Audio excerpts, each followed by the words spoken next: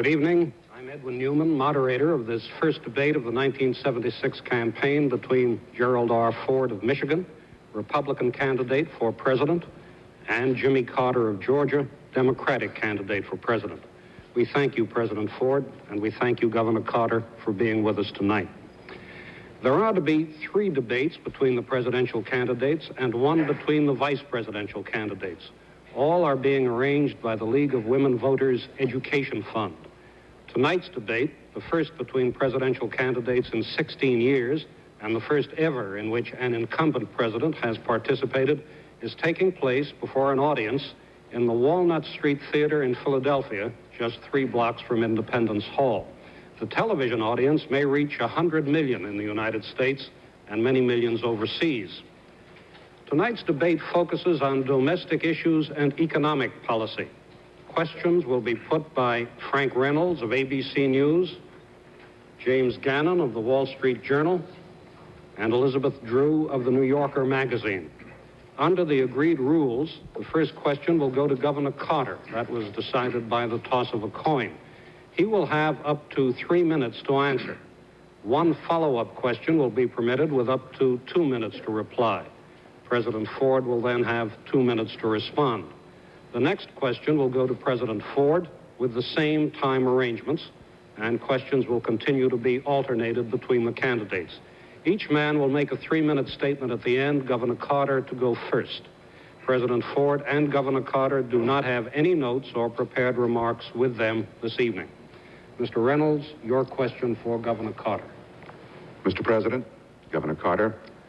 Governor, in an interview with the Associated Press last week, you said you believe these debates would alleviate a lot of concern that some voters have about you.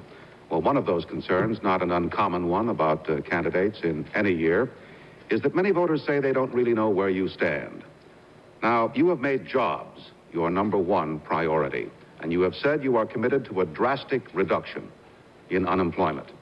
Can you say now, Governor, in specific terms, what your first step would be next January if you are elected to achieve that?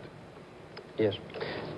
First of all is to recognize the tremendous economic strength of this country and to set the putting back to work of our people as a top priority. This is an effort that ought to be done primarily by strong leadership in the White House, the inspiration of our people, the tapping of business, agriculture, industry, labor, and government at all levels to work on this project. We'll never have an end to the inflationary spiral, and we'll never have a balanced budget until we get our people back to work. There are several things that can be done specifically that are not now being done. First of all, to channel research and development funds into areas that will provide large numbers of jobs. Secondly, we need to have a commitment in the private sector to cooperate with government in matters like housing. Here, a very small investment of taxpayers' money in the housing field can bring large numbers of extra jobs in the guarantee of mortgage loans, in the putting forward of 202 programs for housing for older people and so forth to cut down the roughly 20% unemployment that now exists in the construction industry. Another thing is to deal with our needs in the central cities, where the unemployment rate is extremely high, sometimes among minority groups, those who don't speak English or who are black, young people, or 40% unemployment. Here, a CCC-type program would be appropriate to channel money into the sharing with private sector and also local and state governments to employ young people who are now out of work. Another very important aspect of our economy would be to increase production in every way possible, to hold down taxes on individuals and to shift the tax burdens onto those who have avoided paying taxes in the past. These kinds of specific things, none of which are being done now, would be a great help in reducing unemployment. There is an additional factor that needs to be done and covered very, very succinctly, and that is to make sure that we have a good relationship between management, business on the one hand, and labor on the other. In a lot of places where unemployment is very high, we might channel specific targeted job opportunities by paying part of the salary of unemployed people and also sharing with local governments the payment of salaries, which would let us cut down the unemployment rate much lower before we hit the inflationary level. But I believe that by the end of the first 4 years of the next term, we could have the unemployment rate down to 3% adult unemployment, which is about 4 to 4.5% overall, control the inflation rate, and have a balanced growth of about 4 to 6%, around 5%, which would give us a balanced budget.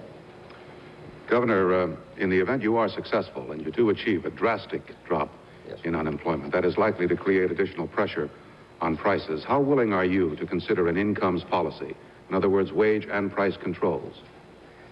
Well, we now have such a low utilization of our productive capacity, about 73%. I think it's about the lowest since the Great Depression years, and such a high unemployment rate now, 7.9%, that we have a long way to go in getting people to work before we have the inflationary pressures.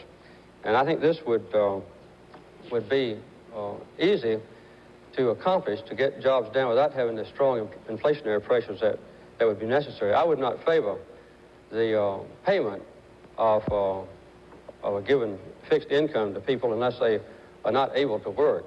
But with tax incentives for the low-income groups, we could build up their income levels above the poverty level and not make welfare more profitable than work. Mr. President, your response? I don't believe that Mr. Carter has been any more specific in this case than he has been on many other instances. I noticed particularly that he didn't endorse the Humphrey Hawkins bill, which he has on occasions, and which is included as a part of the Democratic platform. That legislation allegedly would help our unemployment, but we all know that it would have controlled our economy. It would have added $10 to $30 billion each year in additional expenditures by the federal government. It would have called for export controls on agricultural products. In my judgment, the best way to get jobs is to expand the private sector, where 5 out of 6 jobs today exist in our economy. We can do that by reducing federal taxes, as I proposed about a year ago when I called for a tax reduction of $28 billion. 3/4 of it to go to private taxpayers and 1/4 to the business sector. We could add to jobs in the major metropolitan areas by a proposal that I recommended that would give tax incentives to business to move into the inner city and to expand or to build new plants so that they would take a plant or expand a plant where people are, and people are currently unemployed. We could also help our youth with some of the proposals that would give to young people an opportunity to work and learn at the same time, just like we give money to young people who are going to college. Those are the kind of specifics that I think we have to discuss on these debates. And these are the kind of programs that I'll talk about on my time. Mr. Gannon, your question to President Ford. Mr. President, I would like to continue for a moment on this question of taxes, which you have just raised. You have said that you favor more tax cuts for middle-income Americans, even those earning up to $30,000 a year. That presumably would cost the Treasury quite a bit of money in lost revenue. In view of the very large budget deficits that you have accumulated and that are still in prospect, how is it possible to promise further tax cuts and to reach your goal of balancing the budget?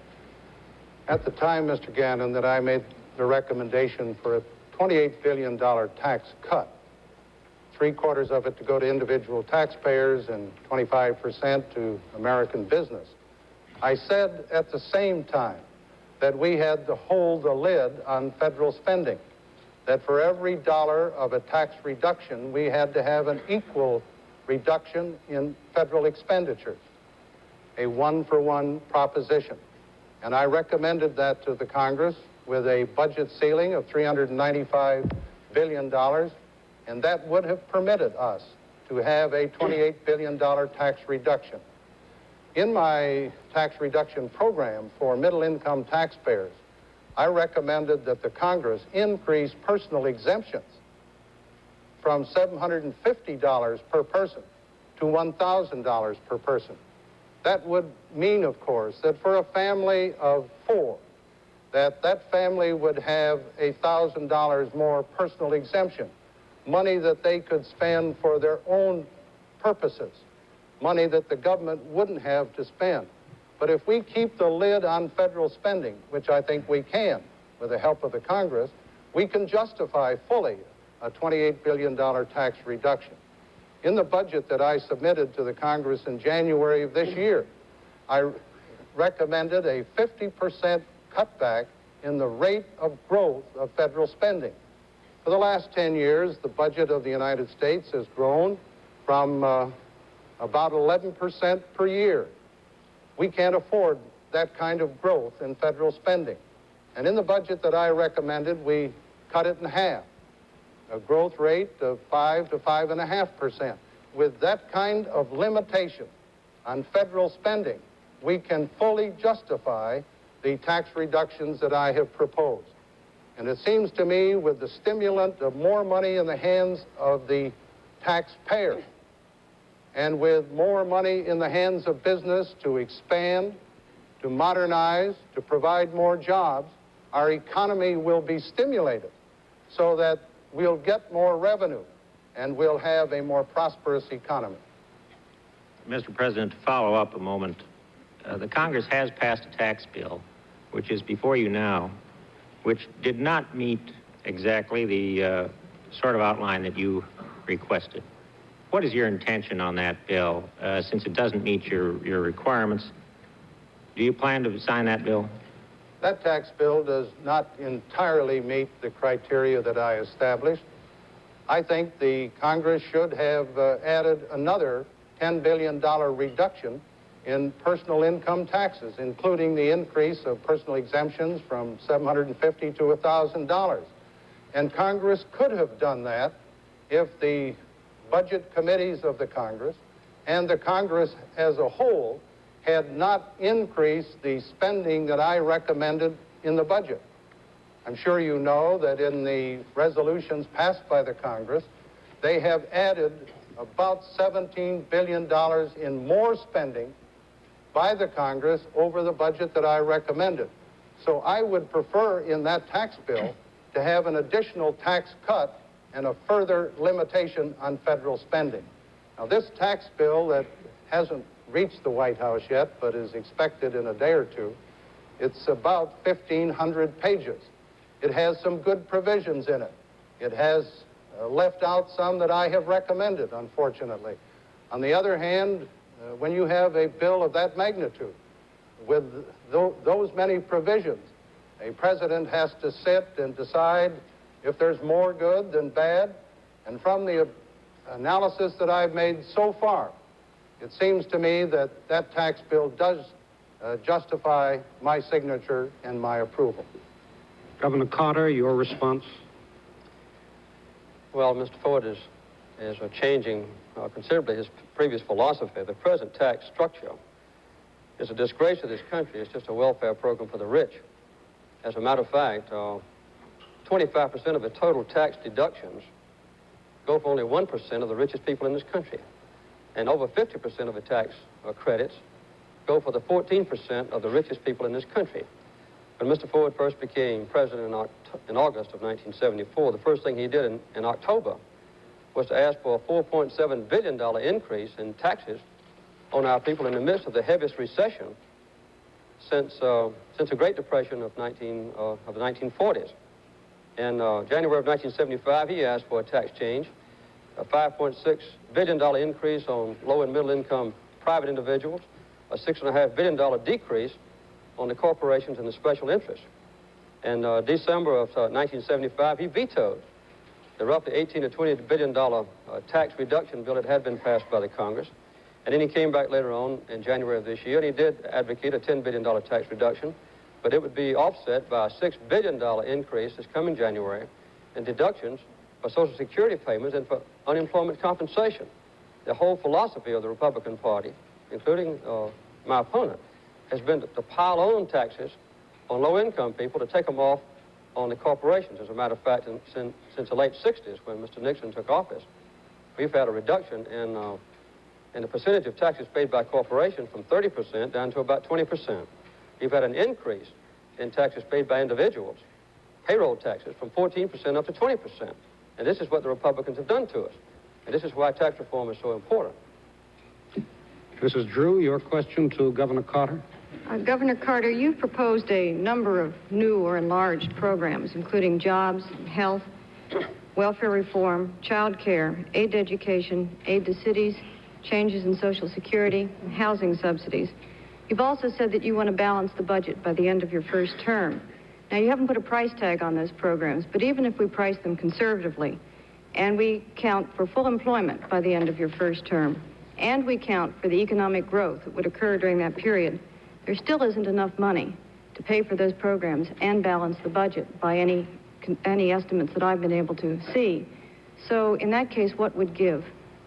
Well, as a matter of fact, there is. If we assume a rate of growth of our economy equivalent to what it was during President Johnson, President Kennedy, even before the Vietnamese War, and if we assume that at the end of the 4-year period we can cut our unemployment rate down to 4 to 4.5%, under those circumstances, even assuming no elimination of unnecessary programs and assuming an increase in the allotment of money to finance programs increasing as the inflation rate does, my economic projections, I think confirmed by the House and the Senate committees, have been with a $60 billion extra amount of money that can be spent in fiscal year 81, which will be the last year of this next term.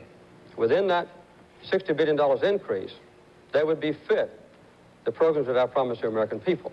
I might say, too, that if we see that these goals cannot be reached, and I believe they are reasonable goals, then I would cut back on the rate of implementation of new programs in order to accommodate a balanced budget by fiscal year 81, which is the last year of the next term. I believe that we ought to have a balanced budget during normal economic circumstances. And these projections have been very carefully made. I stand behind them. And if they should be in error slightly on the downside, then I'll phase in the programs that we've advocated more slowly. Governor, according to the budget committees of the Congress that you referred to, if we get to full employment, what they project at a 4% unemployment, and as you say, even allowing for the inflation in the programs, there would not be anything more than a surplus of $5 billion by the end of by 1981. And conservative estimates of your programs would be that they'd be about $85 to $100 billion. So how do you say that you're going to be able to do these things and balance the budget? Well, the assumption that you have described as different is in the rate of growth of our economy. No, they took that into account in those I figures. believe that it's accurate to say that the committees to whom you refer, with the employment rate that you state, and with a 5 to 5.5% growth rate in our economy, that the projections would be a $60 billion increase in the amount of money that we have to spend in 1981 compared to now. And with that, in that framework, would be fit any improvements in the programs. Now, this does not include any extra control over unnecessary spending, the weeding out of obsolete or obsolescent programs. We'll have a safety version built in with complete reorganization of the executive branch of government, which I am pledged to do. The present bureaucratic structure of the federal government is a mess. And if I'm elected president, that's going to be a top priority of mine to completely revise the structure of the federal government to make it economical, efficient, purposeful, and manageable for a change. And also, I'm going to institute zero-based budgeting, which I used 4 years in Georgia, which assesses every program every year and eliminates those programs that are obsolete or obsolescent. But with these projections, we will have a balanced budget by fiscal year 1981, if I'm elected president, keep my promises to the American people. And it's just predicated on very modest, but I think accurate projections of employment increases and a growth in our national economy equal to what was experienced under Kennedy, Johnson, before the Vietnam War. President Ford. If it is true that there will be a $60 billion surplus by fiscal year 1981, rather than spend that money for all the new programs that Governor Carter recommends and endorses, and which are included in the Democratic platform, I think the American taxpayer ought to get an additional tax break, a tax reduction of that magnitude. I feel that the taxpayers are the ones that need the relief.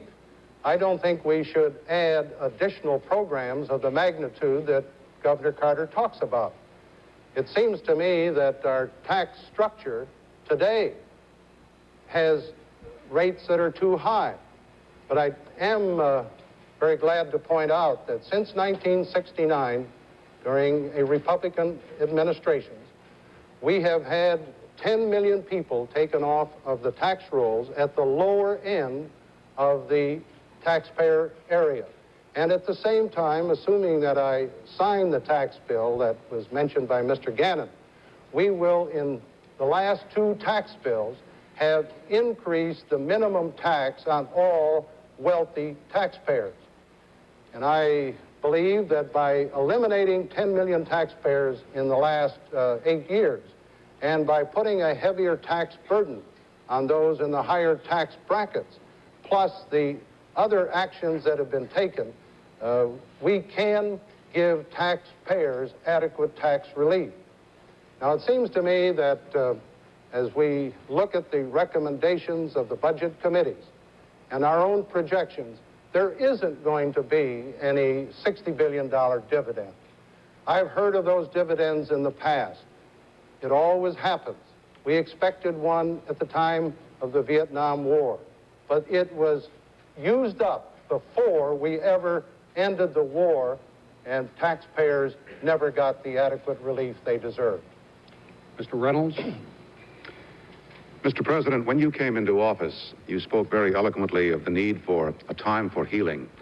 And very early in your administration, you went out to Chicago and you proposed a program of case-by-case pardons for draft resistors to restore them to full citizenship.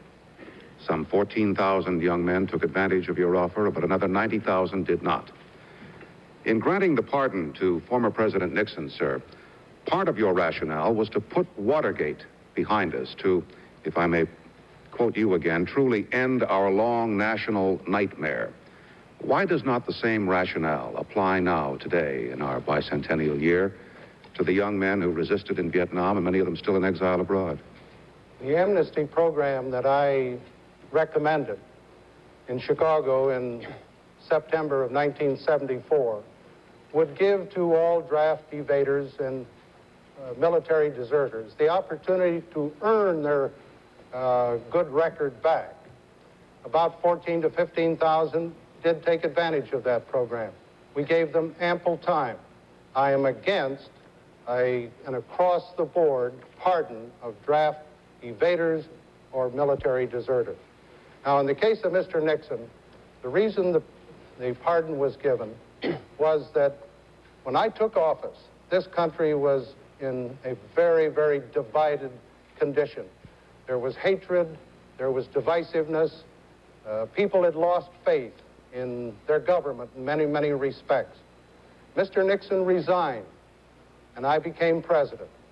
It seemed to me that if I was to adequately and effectively handle the problems of high inflation, a growing recession, the involvement of the United States still in Vietnam, that I had to give 100% of my time to those two major problems. Mr. Nixon resigned. That is disgrace. The first president out of 38 that ever resigned from public office under pressure. So when you look at the penalty that he paid, and when you analyze the requirements that I had to spend all of my time working on the economy, which was in trouble, that I inherited, working on our problems in Southeast Asia, which were still plaguing us, it seemed to me that Mr. Nixon had been penalized enough by his resignation in disgrace, and the need and necessity for me to concentrate on the problems of the country fully justified the action that I took.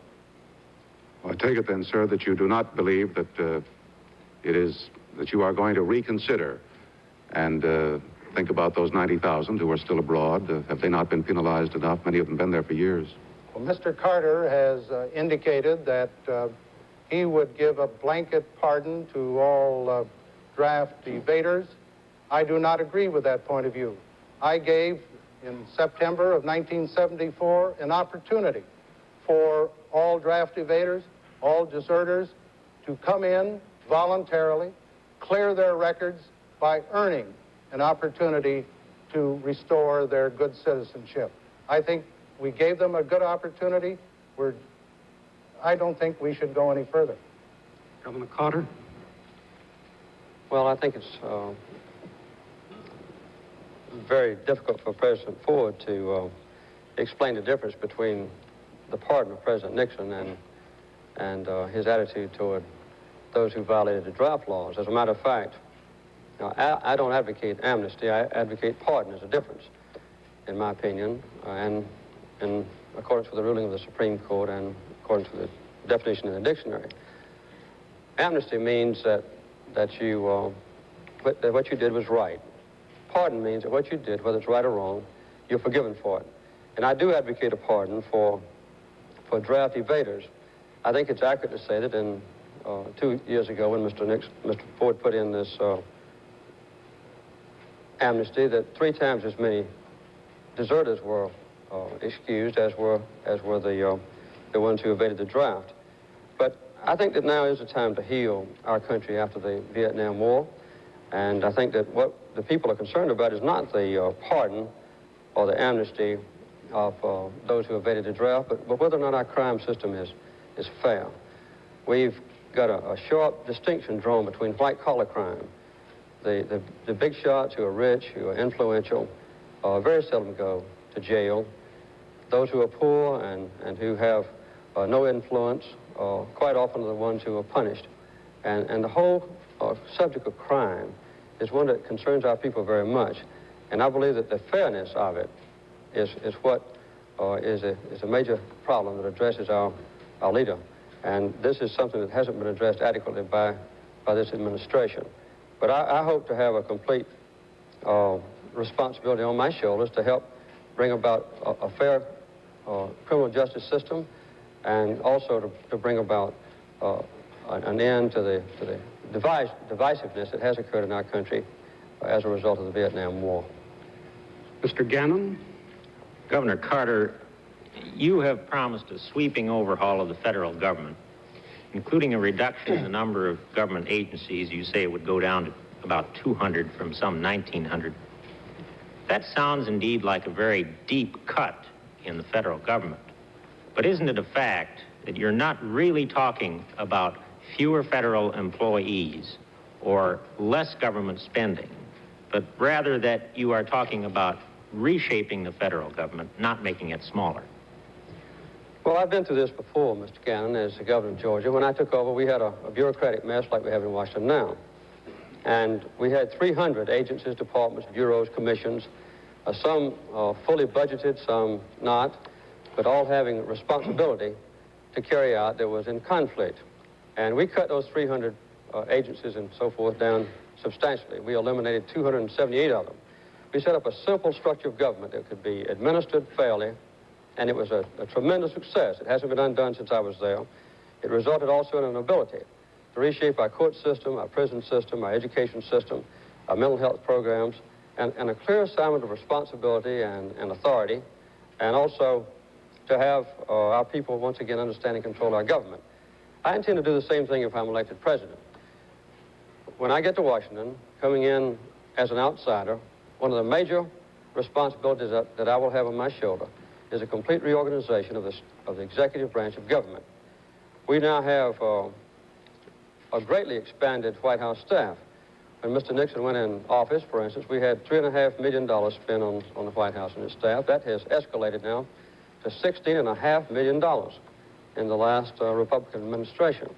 This needs to be changed. We need to put the responsibilities back on the cabinet members. We also need to have a great reduction in agencies and programs. For instance, We now have, in the health area, 302 different programs administered by 11 major departments and agencies, 60 other advisory commissions responsible for this. Medicaid's in one agency, Medicare's in a different one. The check on the quality of health care is in a different one. None of them are responsible for health care itself. This makes it almost impossible for us to have a good health program. We have just advocated this past week a consolidation of the responsibilities for energy. Our country now has no comprehensive energy program or policy. We have 20 different agencies in the federal government responsible for the production, the regulation, the information about energy, the conservation of energy, spread all over government. This is a gross waste of money. So tough, competent management of government, giving us a simple, efficient, purposeful, and manageable government would be a great step forward. And if I'm elected, and I intend to be, then it's going to be done.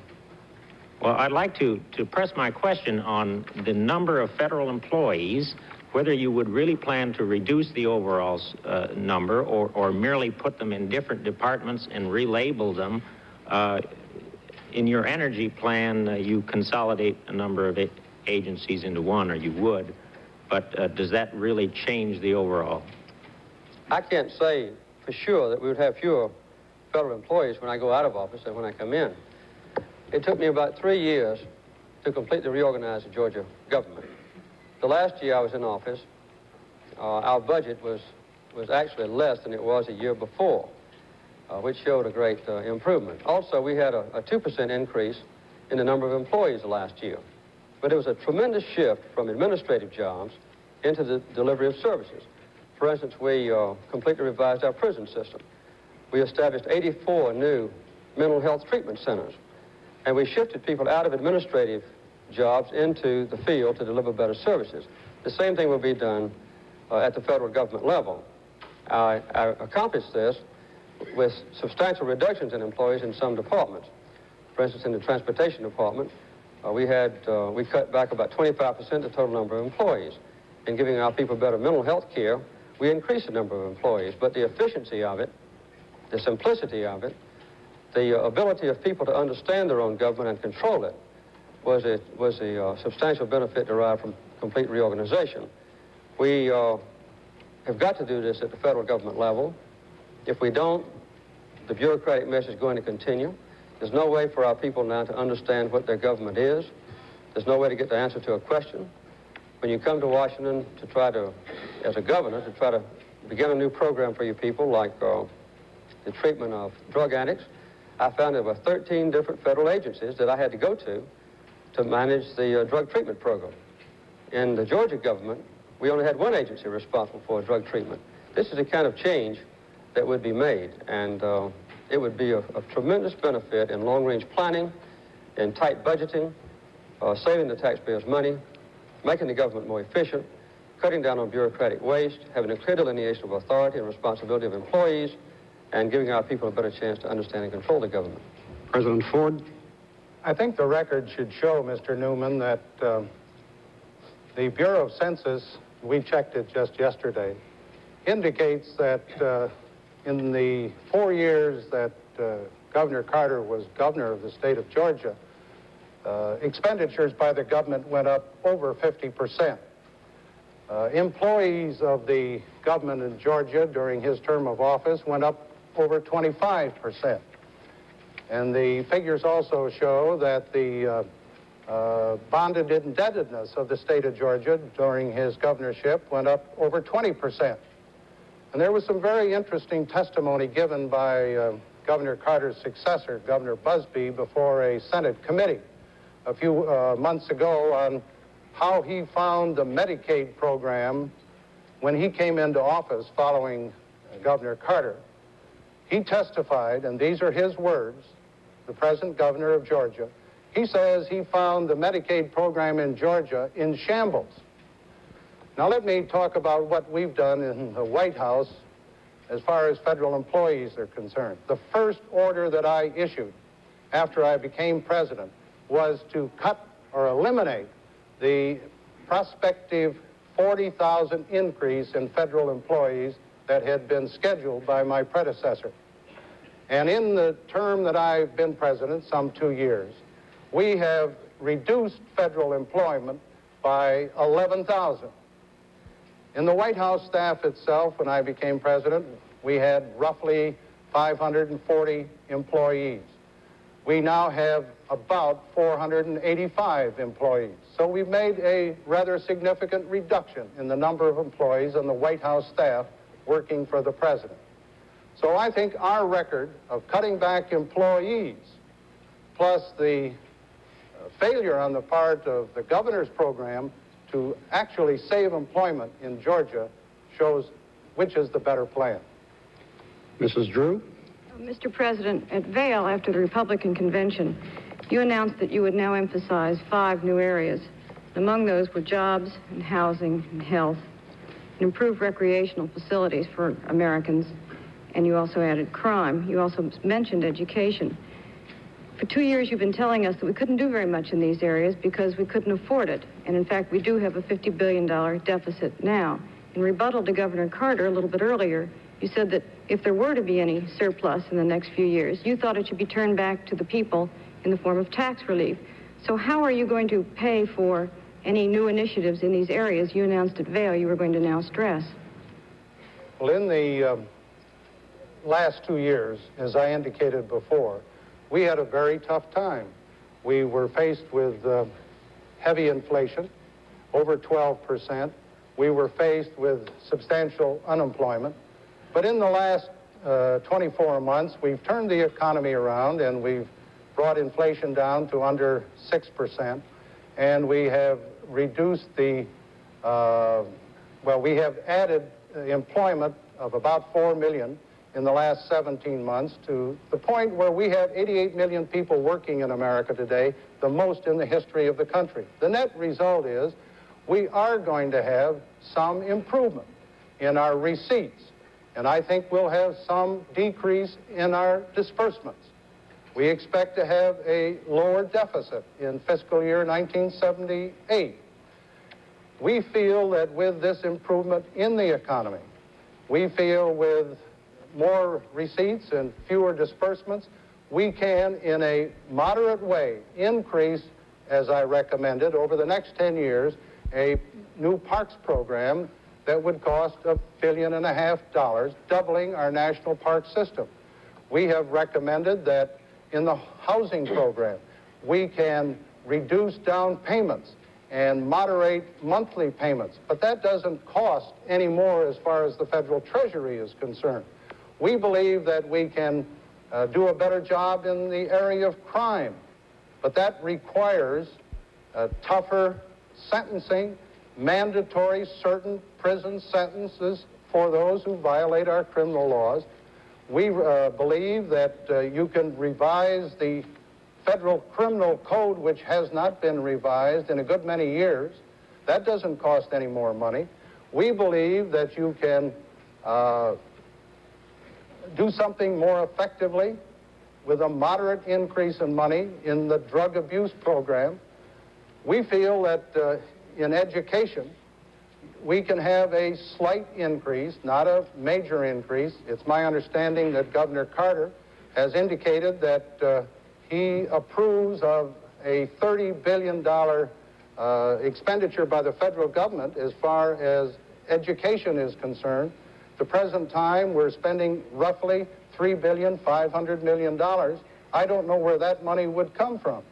But as we look at the quality of life programs, jobs, health, education, crime, recreation, we feel that as we move forward with a healthier economy, we can absorb the small necessary costs that will be required. Sir, in the next few years, would you try to reduce the deficit? Would you spend money for these programs that you have just outlined, or would you, as you said earlier, return whatever surplus you got to the people in the form of tax relief? We feel that with the programs that I have recommended, the additional $10 billion tax cut, with the moderate increases in the quality of life area, we can still have a balanced budget, which I will submit to the Congress in January of 1978. We won't wait 1 year or 2 years longer, as Governor Carter indicates. As the economy improves, and it is improving, our gross national product this year will average about 6% increase over last year. We will have a lower rate of inflation for the calendar year this year of something slightly under 6%. Employment will be up, revenues will be up. We'll keep the lid on some of these programs that we can hold down as we have a little extra money to spend for those quality of life programs which I think are needed and necessary. Now, I cannot and would not endorse the kind of programs that Governor Carter recommends. He endorses the Democratic platform, which, as I read it, calls for approximately 60 additional programs. We estimate that those programs would add $100 billion minimum and probably $200 billion maximum each year to the federal budget. Those programs you cannot afford and give tax relief. We feel that you can hold the line and restrain federal spending, give a tax reduction, and still have a balanced budget by 1978. Governor Carter. Mr. Ford takes the same attitude that the Republicans always take. In the last 3 months before an election, they're always for the programs that they fight the other 3.5 years. I remember when Herbert Hoover was against jobs for people. I remember when Alf Landon was against Social Security. And later President Nixon, 16 years ago, was telling the public that John Kennedy's proposals would bankrupt the country and would double the cost. The best thing to do is to look at the record of Mr. Ford's administration and Mr. Nixon's before his. We had last year a $65 billion deficit, the largest deficit in the history of our country. More of a deficit spending than we had in the entire 8-year period under President Johnson and President Kennedy.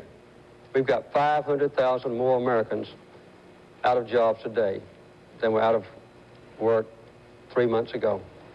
And since Mr. Ford's been in office in 2 years, we've had a 50% increase in unemployment, from 5 million people out of work to 2.5 million more people out of work, and a total of 7.5 million. We've also got a comparison between himself and Mr. Nixon. He's got 4 times the size of the deficits that Mr. Nixon even had himself. This talking about more people at work is distorted because with a 14% increase in the cost of living in the last 2 years, it means that women and young people have had to go to work when they didn't want to because their fathers couldn't make enough to pay the increased cost of food and housing and clothing. We have, in this last 2 years alone, $120 billion total deficits under President Ford. And at the same time, we've had, in the last 8 years, a doubling in the number of bankruptcies for small business. We've had a negative growth in our national economy, measured in real dollars. The take-home pay of a worker in this country is actually less now than it was in 1968, measured in real dollars. This is the kind of record that's there, and talk about the future and a drastic change or conversion on the part of Mr. Ford at this last minute is one that just doesn't go. Mr. Reynolds. Governor Carter, I'd like to turn to what we used to call the energy crisis. Yesterday, a British government commission on air pollution, but one headed by a nuclear physicist, recommended that any further expansion of nuclear energy be delayed in Britain as long as possible. Now, this is a subject that is quite controversial among our own people, and there seems to be a clear difference between you and the president on the use of nuclear power plants, which you say you would use as a last priority. Why, sir? Are they unsafe? Well, among my other experiences in the past, I've been a nuclear engineer and did graduate work in this field. I think I know the capabilities and limitations of atomic power. But the energy policy of our nation is one that has not yet been established under this administration. I think almost every other developed nation in the world has an energy policy except us. We have seen the Federal Energy Agency established, for instance. In the crisis of 1973, it was supposed to be a temporary agency. Now it's permanent, it's enormous, it's growing every day. I think the Wall Street Journal reported not too long ago they have 112 public relations experts working for the Federal Energy Agency to try to justify to the American people its own existence. We've got to have a firm way to handle the energy question. The reorganization proposal that I put forward is one first step. In addition to that, we need to have a realization that we've got about 35 years worth of oil left in the whole world. We're going to run out of oil. When Mr. Nixon made his famous speech on Operation Independence, we were importing about 35% of our oil. Now we've increased that amount 25%. We now import about 44% of our oil. We need to shift from oil to coal. We need to concentrate our research and development effort on coal burning and extraction that's safe for miners, that also is clean burning. We need to shift very strongly toward solar energy and have strict conservation measures. And then as a last resort only, continue to use atomic power. I would certainly not cut out atomic power altogether. We can't afford to give up that opportunity until later. But to the extent that we continue to use atomic power, I would be responsible as president to make sure that the safety precautions were initiated and maintained. For instance, some that have been forgotten. We need to have the reactor core below ground level, the entire power plant that uses atomic power, tightly sealed and a heavy vacuum maintained. There ought to be a standardized design. There ought to be a full-time atomic energy specialist, independent of the power company, in the control room full-time, 24 hours a day, to shut down the plant if an abnormality develops. These kinds of procedures, along with evacuation procedures, adequate insurance, ought to be initiated. So, shift from oil to coal, emphasize research and development on coal use, and also on solar power, strict conservation measures, not yield every time that the special interest group put pressure on the president like this administration has done, and use atomic energy only as a last resort with the strictest possible safety precautions. That's the best overall energy policy in the brief time we have to discuss it. Well, Governor, on that same subject, would you require mandatory conservation efforts to try to conserve fuel? Yes, I would. Some of the things that can be done about this is a change in the rate structure of electric power companies. We now encourage people to waste electricity, and by giving the lowest rates to the biggest users. We don't do anything to cut down on peak load requirements. We don't have an adequate requirement for the insulation of homes, for the efficiency of automobiles. And whenever the automobile manufacturers come forward and say they can't meet the limits that the Congress has put forward, this Republican administration has delayed the implementation dates. In addition to that, we ought to have a shift to the use of coal, particularly in the Appalachian regions, where the coal is located, a lot of very high quality, low carbon coal, low sulfur coal is there. It's where our employment is needed. This would help a great deal. So, mandatory conservation measures, yes. Encouragement by the president for people to voluntarily conserve, yes. And also the private sector ought to be encouraged to bring forward to the public the benefits from efficiency. One bank in Washington, for instance, gives lower interest loans for people who adequately insulate their homes or who buy efficient automobiles. And some major manufacturing companies, like Dow Chemical, have, through very effective efficiency mechanisms, cut down the use of energy by as much as 40% with the same out product. These kinds of things ought to be done. They ought to be encouraged and supported, and even required by the government, yes. President Ford? Governor Carter skims over a very serious and a very broad subject. In January of 1975, I submitted to the Congress and to the American people the first comprehensive energy program recommended by any president. It called for an increase in the production of energy in the United States. It called for conservation measures so that we would save the energy that we have. If you're going to increase domestic oil and gas production, and we have to, you have to give to those producers an opportunity to develop their land or their wells. I recommended to the Congress that we should increase coal production in this country from 600 million tons a year to 1,200,000,000 tons by 1985. In order to do that, we have to improve our extraction of coal from the ground. We have to improve our utilization of coal, make it more efficient, make it cleaner. In addition, we have to expand our research and development. In my program for energy independence, we have increased, for example, solar energy research from about $84 million a year to about $120 million a year. We're going as fast as the experts say we should. In nuclear power, we have increased the research and development under the Energy Research and Development Agency very substantially to ensure that our nuclear power plants are safer, that they are more efficient, and that we have adequate safeguards. I think you have to have greater oil and gas production, more coal production, more nuclear production, and in addition, you have to have energy conservation. Mr. Gannon? Mr. President, I'd like to return for a moment to this problem of unemployment. You have vetoed or threatened to veto a number of jobs bills passed or in development in the Democratic Congress, Democratic-controlled Congress.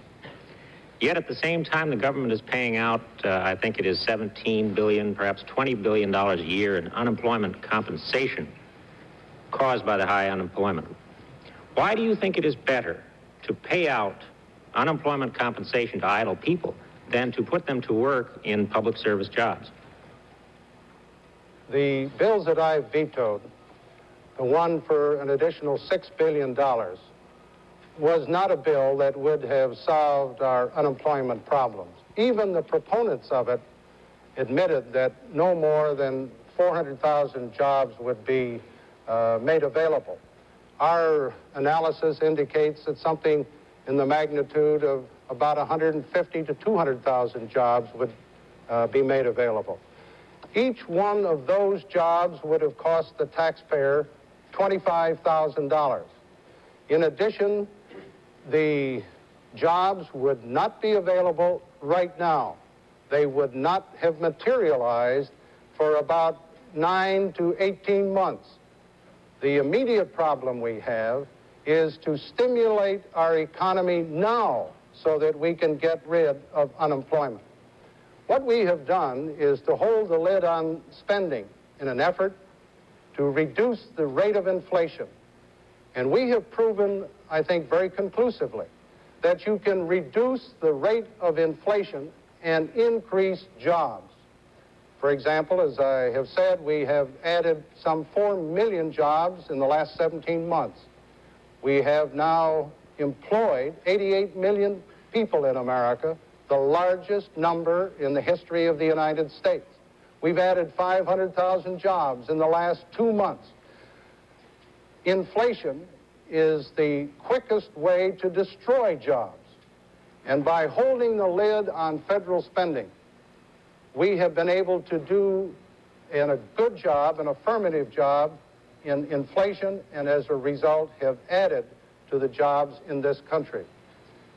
I think it's also appropriate to point out that through our tax policies, we have stimulated added employment throughout the country. The investment tax credit, the tax incentives for expansion and modernization of our industrial capacity.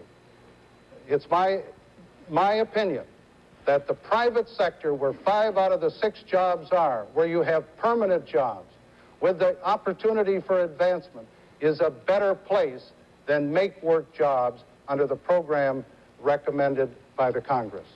Just to follow up, Mr. President, the Congress has just passed a $3.7 billion appropriation bill, which would provide money for the Public Works Jobs Program that you earlier tried to kill by your veto of the authorization legislation. In light of the fact that unemployment again is rising, or has in the past 3 months, I wonder if you have rethought that question at all, whether you would consider allowing this program to be funded, or will you veto that money bill? Well, that bill has not yet come down to the Oval Office, so I am not in a position to make any judgment on it tonight. but that is an extra $4 billion that would add to the deficit, which would add to the inflationary pressures, which would help to destroy jobs in the private sector, not make jobs where the jobs really are. These make-work temporary jobs, dead end as they are not the kind of jobs that we want for our people. I think it's interesting to point out that in the 2 years that I've been president, I've vetoed 56 bills. Congress has sustained 42 vetoes. As a result, we have saved over $9 billion in federal expenditures. And the Congress, by overriding the bills that I did veto, the Congress has added some $13 billion to the federal expenditures and to the federal deficit. Now, Governor Carter complains about the deficits that this administration has had, and yet he condemns the vetoes that I have made that have saved the taxpayer $9 billion and could have saved an additional $13 billion. Now, he can't have it both ways, and therefore it seems to me that we should hold the lid as we have to the best of our ability so we can stimulate the private economy and get the jobs where the jobs are, 5 out of 6 in this economy. Governor Carter? Well, Mr. Ford doesn't seem to put into perspective the fact that when 500,000 more people are out of work than there were 3 months ago, or we have 2.5 million more people out of work than were when he took office, that this touches human beings. I was in a city in Pennsylvania not too long ago, near here, and there were about 4,000 or 5,000 people in the audience. It was on a train trip. And I said, how many adults here are out of work? About 1,000 raised their hands. Mr. Ford actually has fewer people now in the private sector in non-farm jobs than when he took office. And still he talks about success. 7.9% unemployment is a terrible tragedy in this country. He says he's learned how to match unemployment with inflation. That's right. We've got the highest inflation we've had in 25 years right now, except under this administration, and that was 50 years ago. And we've got the highest unemployment we've had under Mr. Ford's administration since the Great Depression. This affects human beings, and his insensitivity in providing those people a chance to work has made this a welfare administration and not a work administration. He hasn't saved $9 billion with his vetoes. There's only been a net saving of $4 billion. And the cost in unemployment compensation, welfare compensation, and lost revenues has increased $23 billion in the last 2 years. This is a typical attitude that really causes havoc in people's lives, and then it's covered over by saying that our country is naturally got a 6% unemployment rate or a 7% unemployment rate and a 6% inflation. It's a travesty. It shows a lack of leadership. And we've never had a president since the war between the states that vetoed more bills. Mr. Ford has vetoed 4 times as many bills as Mr. Nixon per year, and 11 of them have been overridden. One of his bills that was overridden, he only got 1 vote in the Senate and 7 votes in the House from Republicans. So this shows a breakdown in leadership. Under the rules, I must stop you there. Mrs. Drew? Governor Carter, I'd like to come back to the subject of taxes. You have said that you want to cut taxes for the middle and lower income groups. Right. But unless you're willing to do such things as reduce the itemized deductions for charitable contributions or home mortgage payments or interest or taxes or capital gains, you can't really raise sufficient revenue to provide an overall tax cut of any size. So how are you going to provide that tax relief that you're talking about?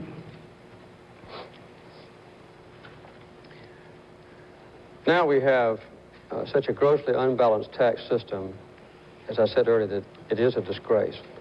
Of all the tax benefits now, 25% of them go to the 1% of the richest people in this country. Over 50%, 53 to be exact, percent of the tax benefits go to the 14% richest people in this country. And we've had a 50% increase in payroll deductions since Mr. Nixon went in office 8 years ago. Mr. Ford has advocated since he's been in office over $5 billion in reductions for corporations, special interest groups, and the very, very wealthy who derive their income not from labor, but from investments. That's got to be changed. A few things that can be done. We have now a deferral system so that the multinational corporations who invest overseas, if they make $1 million in profits overseas, they don't have to pay any of their taxes unless they bring their money back into this country. When they don't pay their taxes, the average American pays the taxes for them. Not only that, but it robs this country of jobs, because instead of coming back with that $1 million and creating a shoe factory, say in New Hampshire, Vermont, if the company takes the money down to Italy and builds a shoe factory, they don't have to pay any taxes on the money. Another thing is a system called DISC, which was originally designed, proposed by Mr. Nixon, to encourage exports. This permits a company to create a dummy corporation to export their products and then not to pay the full amount of taxes on them. This cost our government about $1.4 billion a year. And when those rich corporations don't pay that tax, the average American taxpayer pays it for them. Another one that's very important is the business deductions, jet airplanes, first-class travel, the $50 martini lunch. The average working person can't take advantage of that, but the wealthier people can. Another system is where a dentist can invest money in, say, raising cattle, and can put in $100,000 of his own money, borrow $900,000, that makes $1 million, and mark off a great amount of loss through that procedure. There was one example, for instance, where somebody produced pornographic movies. They put in $30,000 of their own money and got $120,000 in tax savings. Well, these special kinds of programs have robbed the average taxpayer and have benefited those who are powerful and who can employ lobbyists and who can have the CPAs and the lawyers to help them benefit from the roughly 8,000 pages of the tax code. The average American person can't do it. You can't hire a lobbyist out of unemployment compensation checks. Governor, to follow up on your answer, in order for any kind of tax relief to really be felt by the middle and lower income people, yes, you need about, according to congressional committees on this, you need about $10 billion. Now, you listed some things. The deferral on foreign income is estimated, I would save about $500 million. DISC, you said, was $1.4 billion. The estimate of the outside, if you eliminated all tax shelters, is $5 billion. So where else would you raise the revenue to provide this tax relief? Would you, in fact, do away with all business deductions? And what other kinds of preferences would you do away with? No, I wouldn't do away with all business deductions. I think that would be a very serious mistake. But if you could just do away with the ones that are unfair, you could lower taxes for everyone. I would never do anything that would increase the taxes for those who work for a living or who are presently required to list all their income. What I want to do is not to raise taxes, but to eliminate loopholes. And this is the point of my first statistic that I gave you, that the present tax benefits that have been carved out over a long period of years, 50 years, by sharp tax lawyers and by lobbyists, have benefited just the rich. These programs that I described to you earlier, the tax deferrals for overseas, the DISC, and the tax shelters, they only apply to people in the $50,000 a year bracket or up. And I think this is the best way to approach it, is to make sure that everybody pays taxes on the income that they earn and make sure that you take whatever savings there is from the higher income levels and give it to the low and middle income families. President Ford? Governor Carter's answer tonight does not coincide with the answer that he gave in an interview to the Associated Press a week or so ago. In that interview, Governor Carter indicated that he would raise the taxes on those in the medium or middle income brackets or higher. Now, if you take the medium or middle income taxpayer, that's about $14,000 per person. Governor Carter has indicated publicly in an interview that he would increase the taxes on about 50% of the working people of this country. I think the way to get tax equity in this country is to give tax relief to the middle-income people who have an income from roughly $8,000 up to $25,000 or $30,000. They have been shortchanged as we have taken 10 million taxpayers off the tax rolls in the last 8 years, and as we have added to the minimum tax provision to make all people pay more taxes. I believe in tax equity for the middle-income taxpayer, increasing the personal exemption. Mr. Carter wants to increase taxes for roughly half of the taxpayers of this country. The governor has also played a little fast and loose with the facts about vetoes. The records show that President Roosevelt vetoed on an average of 55 bills a year. President Truman vetoed on the average, while he was president, about 38 bills a year. I understand that Governor Carter, when he was governor of Georgia, vetoed between 35 and 40 bills a year. My average in 2 years is 26. But in the process of that, we have saved $9 billion. And one final comment, Governor Carter talks about the tax bills and all of the inequities that exist in the present law. I must remind him the Democrats have controlled the Congress for the last 22 years, and they wrote all the tax bills. Mr. Reynolds? I suspect that we could continue on this tax argument for some time, but I'd like to move on to another area. Mr. President, everybody seems to be running against Washington this year. And I'd like to raise two coincidental events and ask you whether you think perhaps this may have a bearing on the attitude throughout the country. The House Ethics Committee has just now ended its investigation of Daniel Schorr after several months and many thousands of dollars trying to find out how he obtained and caused to be published a report of the Congress that probably is the property of the American people. At the same time, the Senate Select Committee on Standards and Conduct has voted not really to begin an investigation of a United States senator because of allegations against him that he may have been receiving corporate funds illegally over a period of years.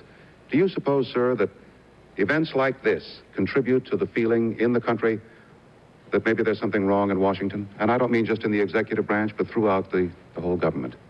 There is a considerable anti-Washington feeling throughout the country, but I think the feeling is misplaced.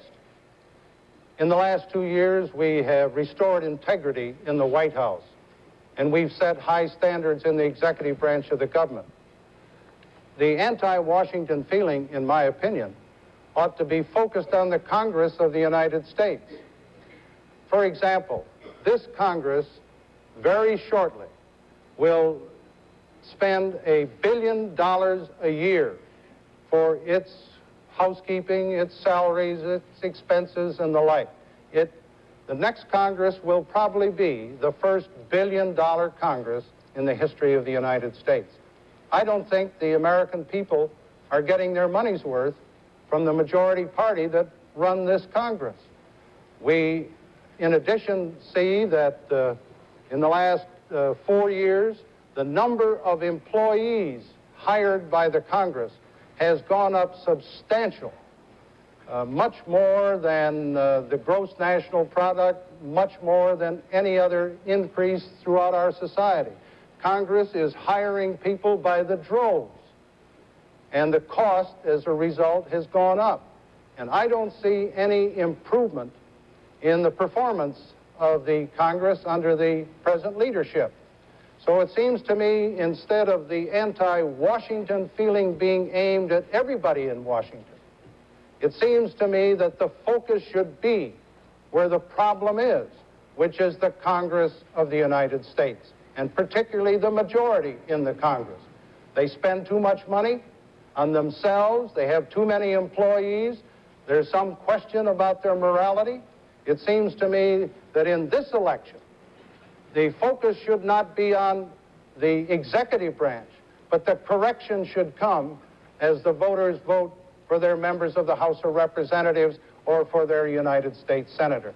That's where the problem is, And I hope there will be some corrective action taken so we can get some new leadership in the Congress of the United States. Mr. President, if I may follow up, I think you've made it plain that you take a dim view of the majority in the Congress. Isn't it quite likely, sir, that you will have a Democratic Congress in the next session if you are elected president? And hasn't the country a right to ask whether you can get along with that Congress or whether we'll have continued confrontation? Well, it seems to me that we have a chance, the Republicans, to get a majority in the House of Representatives. We will make some gains in the United States Senate, so there will be different ratios in the House as well as in the Senate. And as president, I will be able to work with that Congress. But let me take the other side of the coin, if I might. Supposing we had had a Democratic Congress for the last 2 years, and we had had Governor Carter as president. He has, in effect, said that he would agree with he would disapprove of the vetoes that I have made and would have added significantly to expenditures and the deficit in the federal government. I think it would be contrary to one of the basic concepts in our system of government, a system of checks and balances. We have a Democratic Congress today, and fortunately we've had a Republican president to check their excesses with my vetoes. If we have a Democratic Congress next year and a president who wants to spend an additional $100 billion a year or maybe $200 billion a year with more programs, we will have, in my judgment, greater deficits with more spending, more dangers of inflation. I think the American people want a Republican president to check on any excesses that come out of the next Congress if it is a Democratic Congress. Governor Carter?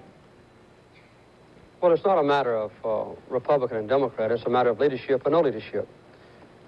President Eisenhower worked with the Democratic Congress very well.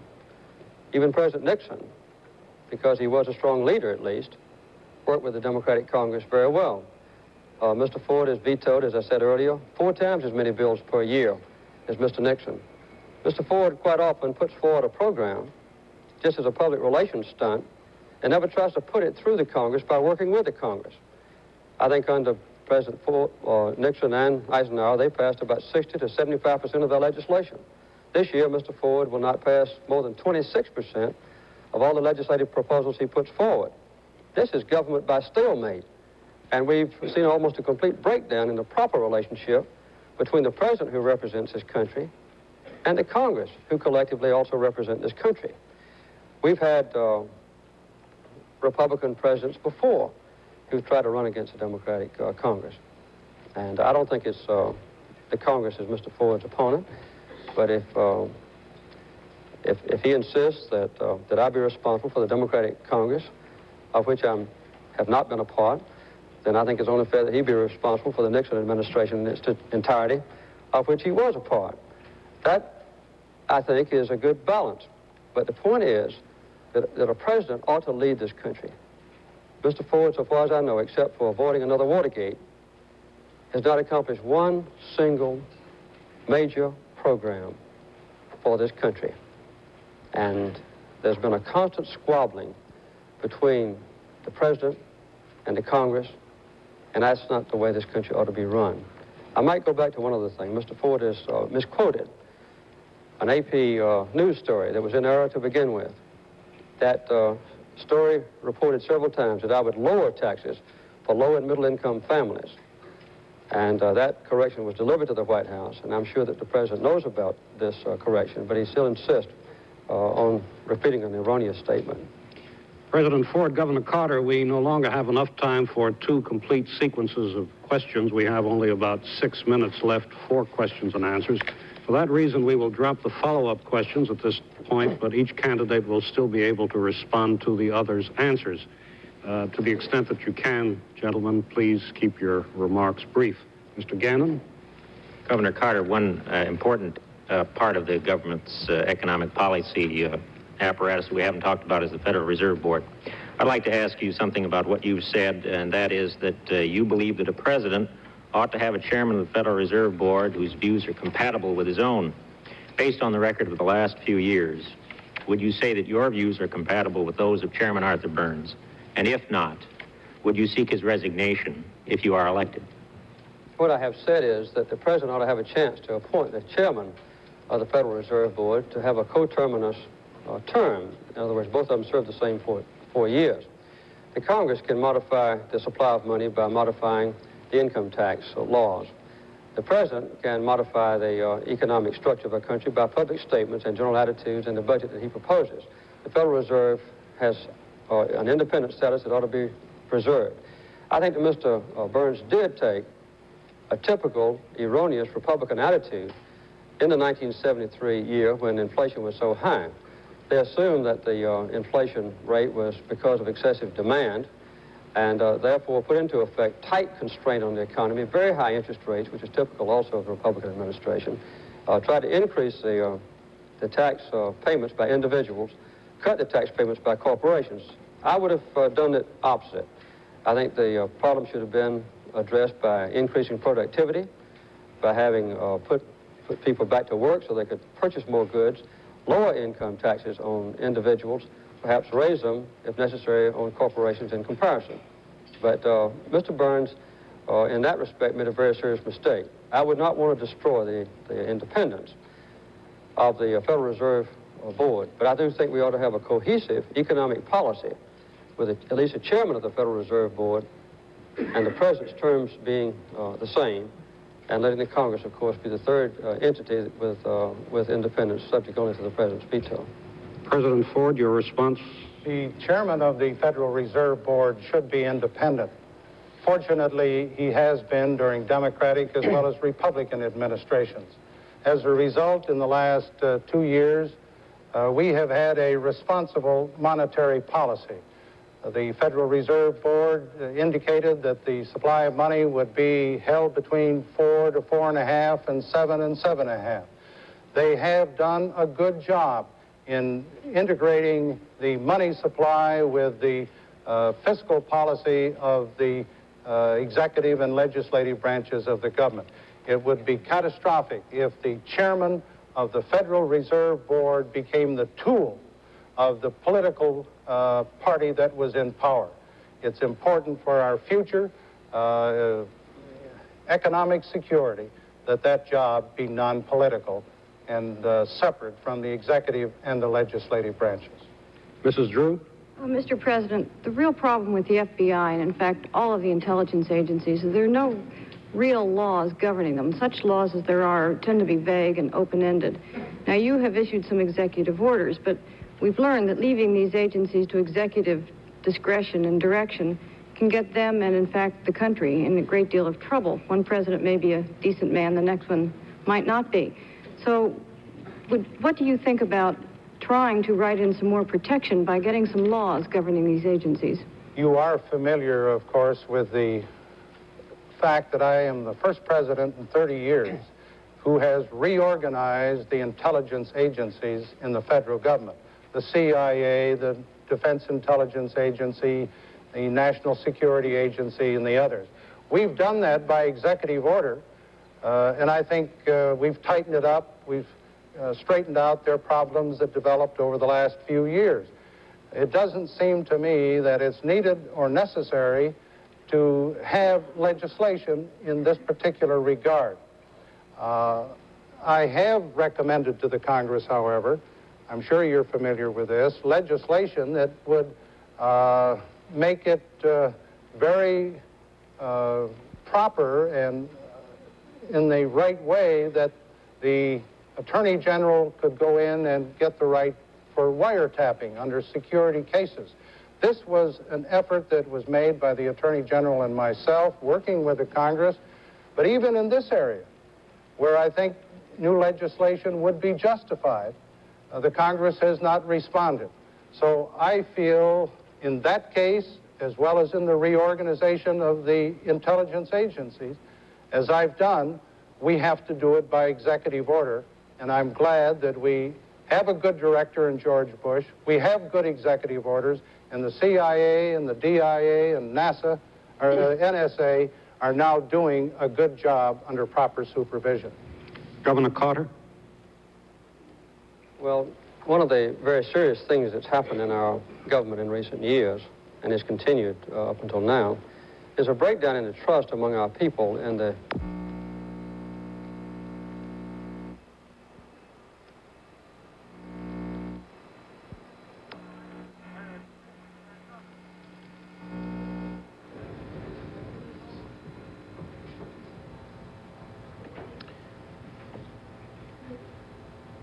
The pool broadcasters from Philadelphia have temporarily lost the audio.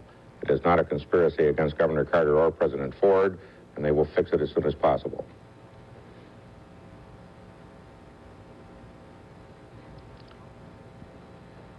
This debate is now within about 8 minutes of its close, and in spite of the fact that this was under the auspices of the League of Women Voters, and in spite of the fact that the security measures were tight, the glitches, as we used to call them, that affect all electronic journalism have invaded here, and at the moment we cannot hear what Governor Carter or the panel or President Ford is saying.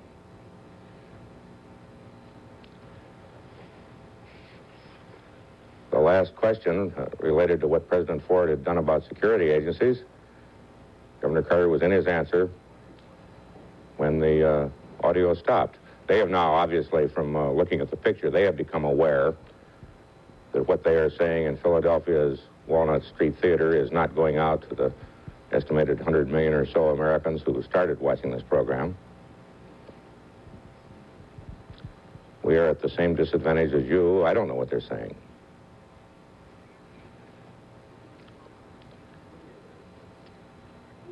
They have stopped talking while somebody tries to do something about it. Anybody who has worked in radio or television over a period of years has run into this. You would think it would not happen in as carefully prepared a situation as this. And also it's somewhat unusual because frequently you would be able to hear what they were saying by a direct communication line, even though it was not going out over the broadcast lines. But in this case, nobody seems to know what they're saying.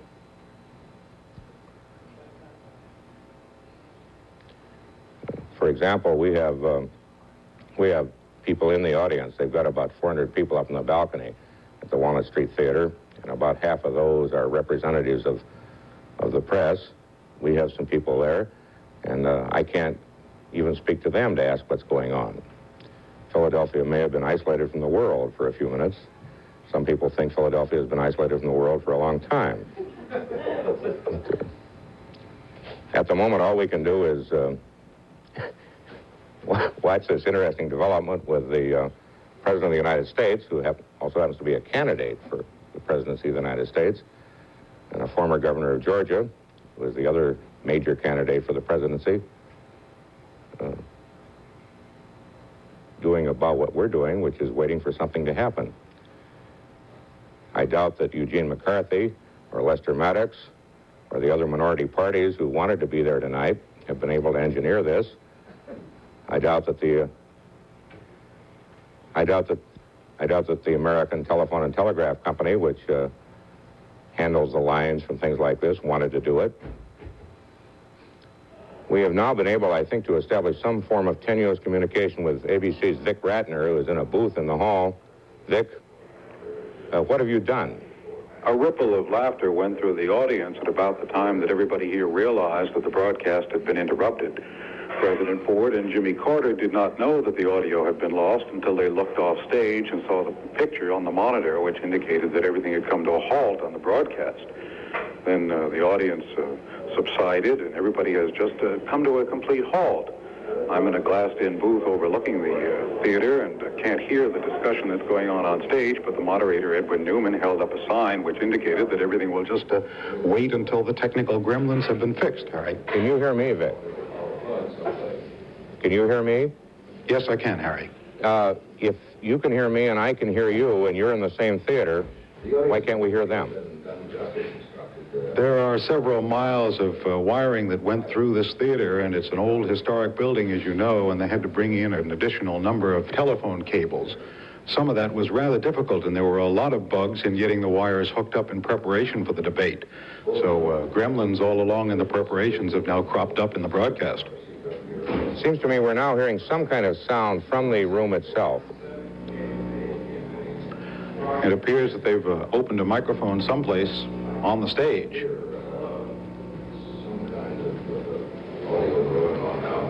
But there's still nothing firm as to when they can go back on the air. We were supposed to be in a period of closing statements very shortly.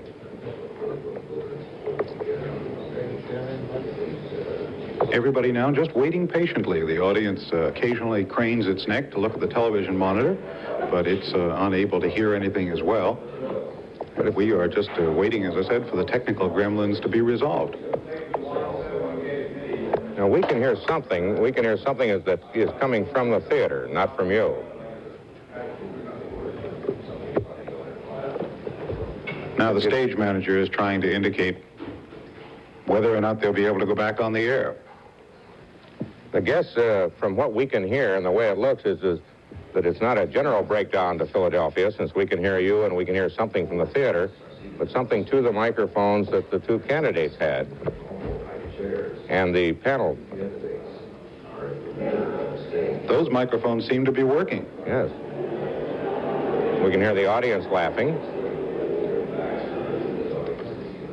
One of the...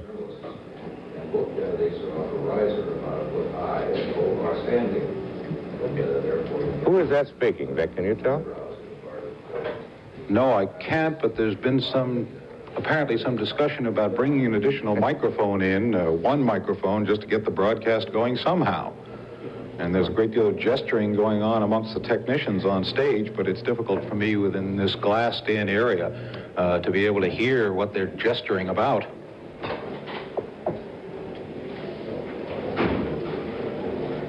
Well, here we are. This is the electronic age. A 90-minute debate which presumably could have a substantial effect on who Americans vote for the presidency a few weeks from now, which went very well and in a kind of an interesting way for about the first 80 minutes, and suddenly the audio failed. There are noises coming from the Walnut Street Theater, but they are not noises from either Governor Jimmy Carter or President Gerald Ford, or from the moderator, Edwin Newman, or from the panel.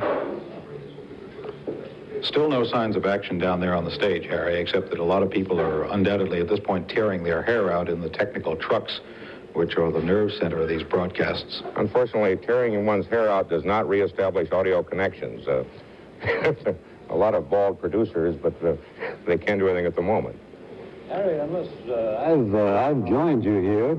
I don't know whether you've noticed it or not. I am glad to see you, Howard K. Smith, and I can hear you. Unless you are very knowledgeable about economic statistics, I think it may be a blessing that we're spared just a few.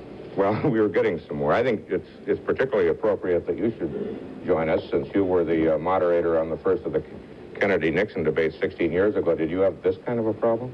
We never had this kind of a problem, but of course we ran it then. The networks ran it. I don't like to cast aspersions on a civic organization which has done so much for the nation, but I think had it been run by the networks, it might have been better. I think it might have been both on journalistic and technical grounds, but it wasn't. This distinguishing feature of this debate, Harry, has been that they have stuck to issues and to facts, and I'm beginning to wonder whether that's wise now, and maybe image is better. It's been very hard to follow some of the facts because they've used different facts to describe the same things. I'm sure they're both right if you know the context in which they're speaking. I think it's very difficult to know that. It's very difficult when you start saying things like $1.4 billion in 1963 as opposed to $2.8 billion It's very hard unless you do have the notes there. Absolutely. Following.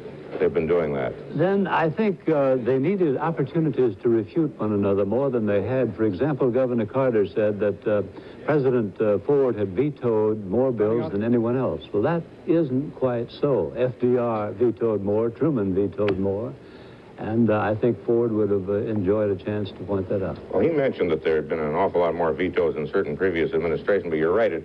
The idea of a rebuttal that only one man gets frequently raises more questions, more interesting questions than the original statement, and you couldn't go back. I was keeping note on just certain objective aspects of some of the things that were issues in 1960. In this case, I noticed both men sweated about equally. Jimmy Carter started sweating first, but Gerald Ford sweated about the same amount as he did later on. It must be hot on that stage. Particularly right now, it must be hot on that stage. It must be hot in the control room. Yes, I would bet it is. Well, Carter has pounded the theme of leadership. He said Eisenhower could get along with Congress. Even Nixon could get along with Congress to a great extent, but Ford lacked the leadership to do so. I think that was the strongest point he made. I think Ford's strongest point so far has been that this tax situation, which you, Mr. Carter, say is scandalous, has been written for 22 years by a Democratic Congress. On the other, well, that was when I thought Mr. Carter went to the nearest thing to a low level of debate when he said that if he was going to be saddled with responsibility for a Democratic Congress that he was not a part of, he would like to saddle Mr. Ford with the Watergate and the Nixon administration. And, I don't know, fairly, overall, I think a fairly high level. Interesting. Yes, it has, but they've made points really that they've made before. I really prefer the system whereby they question one another rather than have the reporters do all the questioning. So far, we've seen a series of speeches made to cameras by each of them, neither of them addressing the other. We were making notes, as a matter of fact, producer and I, since we did lengthy interviews with both Jimmy Carter and Gerald Ford in July and August, and we were making notes as the answer began. We'd say we had that. Word for word. Yeah. Most of the things they had said every time they got a chance in the last 4 or 5 months, which is natural. It's a highly subjective judgment, but I think your 2 interviews with the 2 candidates were more illuminating than what I have heard in the past hour and 20 minutes until the sound went awry. We now have an opportunity through the frail magic of electronic journalism to talk to Bill Werdum. Bill?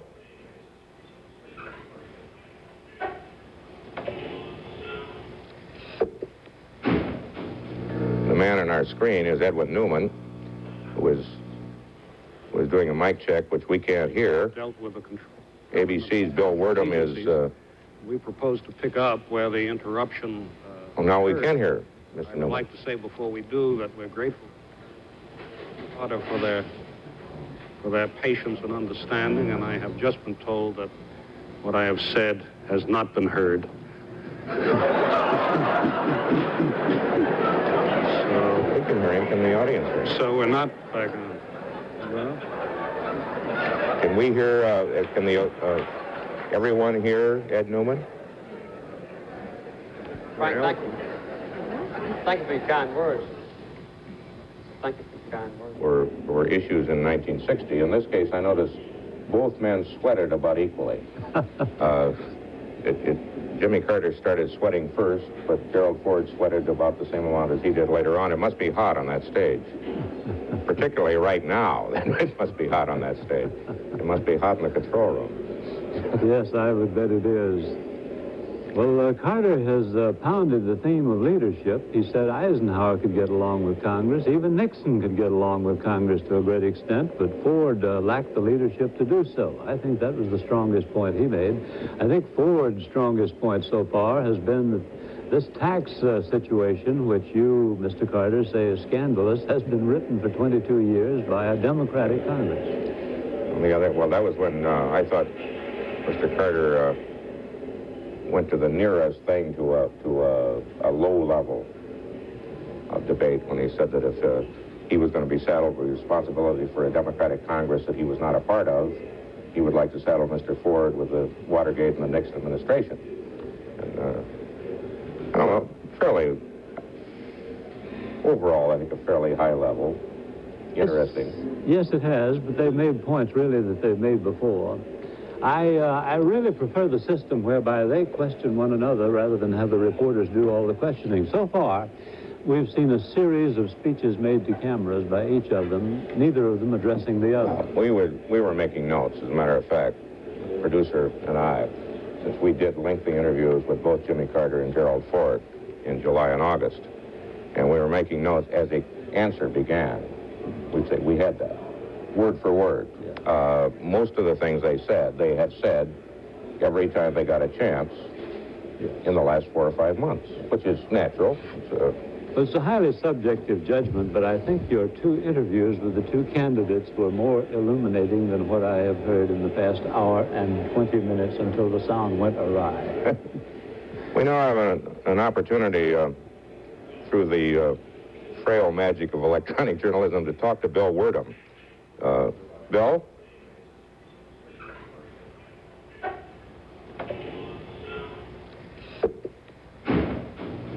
The man on our screen is Edwin Newman, who was doing a mic check, which we can't hear. Dealt with the control.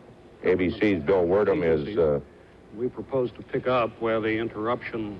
well, now we occurred. can hear Mr. I Newman. would like to say before we do that we're grateful for their patience and understanding, and I have just been told that what I have said has not been heard. So we can hear him. Can the audience hear him? So we're not back on. Well, Can we hear, everyone hear Ed Newman? Frank, thank you. Thank you for your kind words. Thank you for your kind words. I think I've got an anti-NBC earpiece here because I can't hear Ed Newman. Well, apparently people watching ABC can hear Ed Newman, and ABC, in a generous spirit, is trying to enable the people watching CBS and NBC to hear Ed Newman.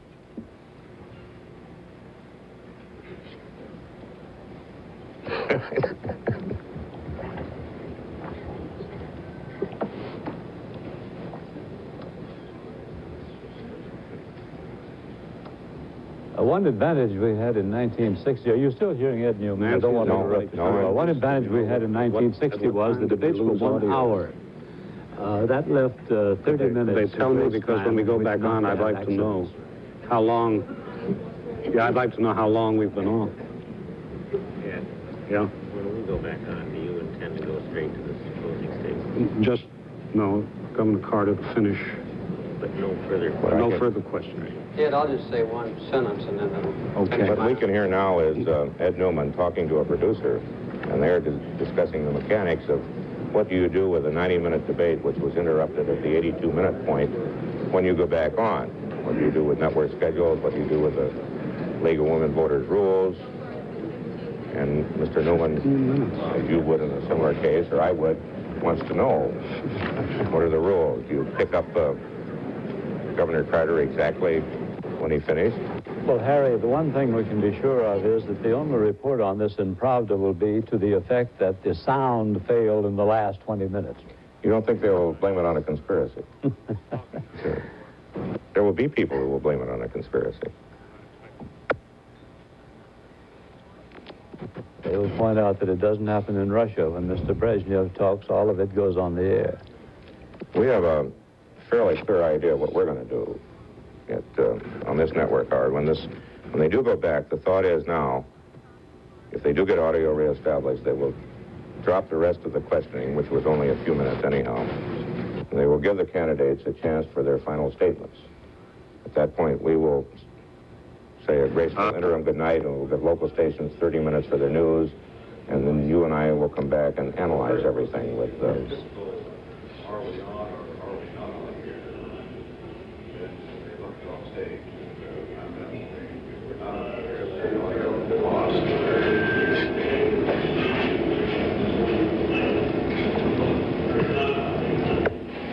I keep hearing in the audio from the Chestnut Street Theater, I keep hearing people saying, are we on or aren't we? And I assume that all of you are hearing that kind of background noise, too. Apparently, almost everybody in Philadelphia is on except the candidates in the panel. The president, however, went on to seem to argue receipts as well. Whoever gets us back on the air receives in return 1 week at the Bellevue Stratford Hotel with room service for every meal.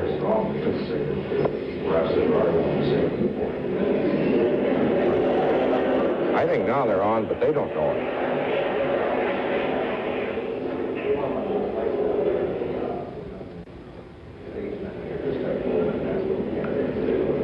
And Harry, it appears that the sound is back. Sounds like it, Beck, yes.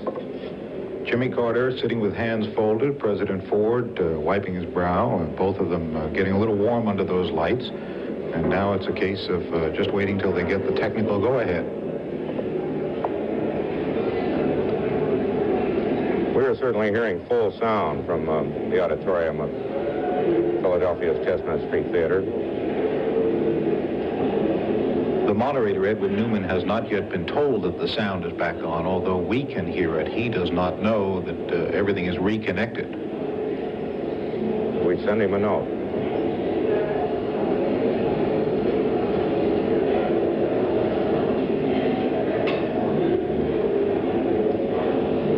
And the audience has begun to hear sound again in the theater, so that it has begun to settle back, awaiting the cue. We could hear the audience laughing in reaction to things. I'm told by our people in New York that we are not certain where the sound we are hearing comes from. If you are sort of anti-technology and wish you were back in the 18th century, it's a great night. Apparently, phone calls to the service of the moon are easier than getting a debate out of the Walnut Street Theater. We had heard before that ABC's Bill Werdum, who's with Robert Strauss of the Democratic National Committee, was available, and he is indeed. Bill? Well, we have here with us now Chairman Robert Strauss of the Democratic Party. Mr. Strauss, apart from the last-minute hiatus as far as the sound is concerned, how did you feel the debate went? Well, I think the debate went well. They went as we expected it would go. I think that the American public probably is one big winner. They got to see this debate and see these two men. I think our candidate, Governor Carter, did exceedingly well. I think President Ford did well. I think there's a difference between the two of them. I think President Ford looked very programmed. I think he was competent. He had a lot of numbers, a lot of statistics. He was a little ponderous in giving them. He looked programmed, and as he has been. And I think Governor Carter displayed a real ability to deal with the issues. He let the American people see him, know what he was, see his competence, see his ability to empathize with the problems that are facing this country. I thought he dealt with them well. I thought he started a little slower than President Ford, finished much stronger than President Ford, really. And so I should say that as far as we're concerned, in the Carter camp, we always said if we debate a sitting president and with a man who isn't as well known and do anywhere near breaking even, is a win. Well, we did much better than that, of course, and I think scored some points and did very well. We're very pleased, and we were talking up there to the people around, and I suspect that all the Carter partisans felt very strongly their man won big, and I suspect all the Ford partisans felt that their man held up, and they were concerned about him doing that. And so maybe each one sees as they want to. Are you saying, Mr. Strauss, that we are at a tie right now after this first debate? You think each man performed adequately? Oh, no, I don't think we're at a tie. I think Governor Carter clearly showed he was more alert, he was brighter, he was quicker, he related better to the American people and to the problems facing them. I don't mean to say that, I hope I'm not so partisan. I wouldn't say that President Ford was responsive. He had some shortcomings that are present with President Ford. He isn't as quick. He isn't as he doesn't empathize with people as much. He is slower, and I think Governor Carter scored very well. Score one for Governor Carter in your column. Score one clearly for Governor Carter in our column. Yes, I certainly would. I think the American people will. I think it related to what Governor Carter was talking about tonight. He Thank you. himself well. Thank you, Chairman Strauss. That was Robert Strauss of the Democratic National Committee with a surprise decision that Governor Carter did better than President Ford. Yes, that was an objective analysis by my friend Bob Strauss. I'm sure that he was perfectly fair to both sides. Is the sound coming back? Are we going to hear those closing addresses by the two candidates? So far, nothing but silence. Well, I wonder what the public is going to have to say about this debate, because the public, I think, probably the average American is slightly less, and that's pretty bad, slightly less conversant with those economic statistics than I am, who have to study them all the time. Right. And if you don't know them, it's very hard to follow what they were saying or to tell who's right. Right now, we are able to perhaps balance that little interview we had with Robert Strauss of the Democratic National Committee. ABC's Bill Wordham is going to talk to Ron Nesson. If Ron Nesson agrees that Governor Carter won, you assume that that's the way it went. Bill?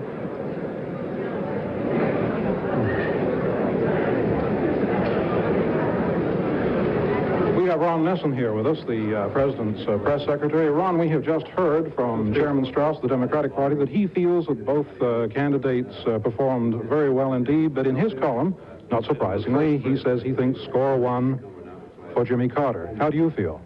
Not surprisingly, as you say.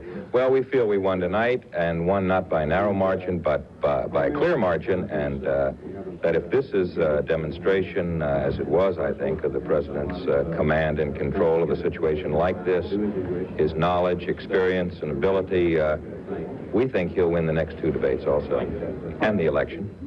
All right, bearing in mind where you come from with the remark, let me ask you, the President went through a considerable amount of preparation for this. In view of that, not as much as I've read about, let me say that. Not as much as you've read about, but he did go through some preparation. Do you feel that... he deals with these issues every day. It's not a question of starting from scratch and trying to learn all there is about jobs or learn all there is about inflation or any of the other issues. These are issues that flow across his desk every day and have for 2 years as president, 8 months as vice president, and 25 years in Congress, including a long session on the House Appropriations Committee. So it's not that he had to start from scratch and learn things and memorize things and prepare answers. He knows the answers because he has to sign or veto legislation. He has to send legislative proposals to Congress and so forth. Let me just ask one question of Mary Louise Smith here. I'm being told to wrap it up, ma'am. I'm sorry, we do not have time to come to you. I beg your pardon. Well, the Nesson-Strauss debate, I thought was a tie. What did you think? I thought it was, too. Would in any case be reported. There were no surprises.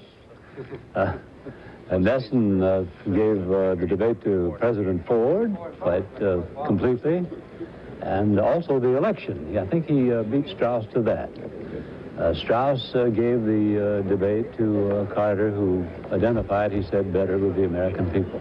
I think we had 12 questions in that debate, 12 questions and 12 answers, and then 12 follow-ups, and except for the last one, then 12 follow-ups, and then 12 rebuttals. And I tried to keep score, and I really tried to be objective, as a boxing referee would do in a 12-round fight. It was pretty close.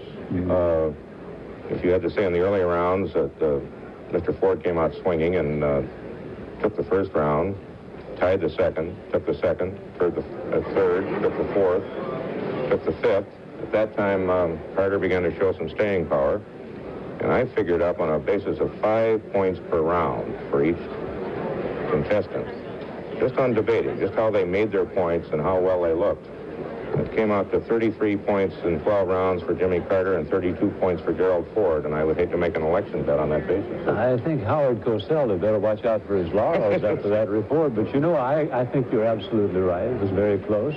You know, in 1960, I carried out just such a score and gave Nixon 18.5 points to Kennedy's 18 points. But I couldn't see their faces. I couldn't see their images until I saw them later on tape. I didn't realize that Kennedy had come across much more strong. You were sitting in the middle of it instead of looking at it on tape. But it is close. I think it's very tight. The points made were strongly made. Alas, there were very few original points we haven't heard before. We're just finished with the audience? But I would have a hard time choosing on the basis of this debate. Well, we may all have a hard time choosing on the basis. What we hear now from Philadelphia is that the pool, the organization set up by all three networks to cover this debate, which has lost the audio, doesn't really know why they have, doesn't know what to do about it, and there may be a situation shortly in which they declare the debate at an end.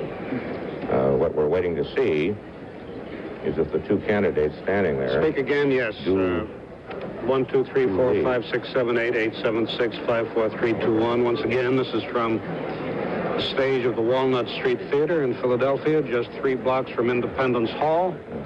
That sounds like Ed Newman. The first debate of the 1976 election campaign between the presidential candidates. First of 4 debates being arranged by the League of Women Voters Education Fund and being broadcast. That is Ed Newman, if you can hear him by talking 3 commercial networks and the public television network. And one hopes that we have the audio. Are we back on the air?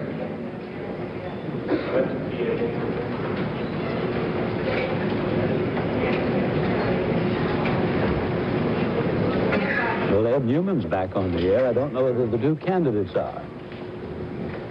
Not clear whether he knows whether he is or not. Ladies and gentlemen, it probably is not necessary for me to say that we had a technical failure during the debate. It was not a failure in the debate, it was a failure in the broadcasting of the debate. It occurred 27 minutes ago. The fault has been dealt with, and we want to thank President Ford and Governor Carter for being so patient and understanding while this delay went on. We very much regret the technical failure that lost the sound as it was leaving this theater. It occurred during Governor Carter's response to what would have been and what was the last question put to the candidates. That question went to President Ford. It dealt with the control of government intelligence agencies. Governor Carter was making his response and had very nearly finished it. He will conclude that response now, after which President Ford and Governor Carter will make their closing statements. Governor? There has been too much government secrecy and not enough respect for the personal privacy of American citizens. It is now time for the closing statements, which are to be up to 4 minutes long. Governor Carter, by the same toss of the coin that directed the first question to you, you are to go first now.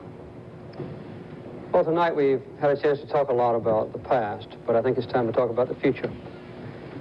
Our nation in the last 8 years has been divided as never before. It's a time for unity. It's a time to draw ourselves together, to have a president and a Congress that can work together with mutual respect for a change, cooperating for a change, and to open for a change so that people can understand their own government. It's time for government, industry, labor, manufacturing, agriculture, education, other entities in our society to cooperate. And it's a time for government to understand and to cooperate with our people. For a long time, our American citizens have been excluded, sometimes misled, sometimes have been lied to. This is not compatible with the purpose of our nation. I believe in our country. It needs to be competent. The government needs to be well-managed, efficient, economical. We need to have a government that's sensitive to our people's needs, to those who are poor, who don't have adequate health care, who have been cheated too long with our tax programs, who've been out of jobs, whose families have been torn apart. And we need to restore the faith and the trust of the American people in their own government. In addition to that, we've suffered because we haven't had leadership in this administration. We've got a government of stalemate. We've lost a vision of what our country can and ought to be. This is not the America that we've known in the past. It's not the America that we have to have in the future. I don't claim to know all the answers, but I've got confidence in my country. Our economic strength is still there. Our system of government, in spite of Vietnam, Cambodia, CIA, Watergate, is still the best system of government on earth. And the greatest resource of all are the 215 million Americans who still have within us the strength, the character, the intelligence, the experience, the patriotism, the idealism, the compassion, the sense of brotherhood, on which we can rely in the future to restore the greatness to our country. We ought not to be excluded from our government anymore. We need a president who can go in, who derives his strength from the people. I owe the special interest nothing.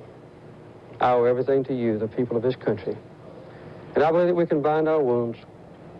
I believe that we can work together.